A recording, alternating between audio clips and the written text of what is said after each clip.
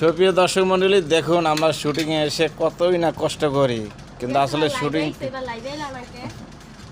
দেখেন আমাদের এই আপুটা কি কষ্ট করতেছে দেখতে পারতেছেন। দেখেন কতটা কষ্ট করে এই যে আমরা সালাদ বানাচ্ছি। এই দেখেন আমার এই বন্ধু, ও মনে করেন যে অনেক কষ্ট করে, সারাদিন পরিশ্রম করে।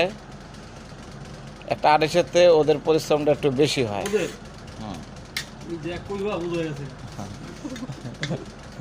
দর্শক দেখছেন, দেখেন কত টমেটো নিয়েছি আজকে আমরা। রেসিপি নিয়ে আসছি, এটা হচ্ছে রেসিপি না রেসিপি সালাদ, এই হচ্ছে শসা।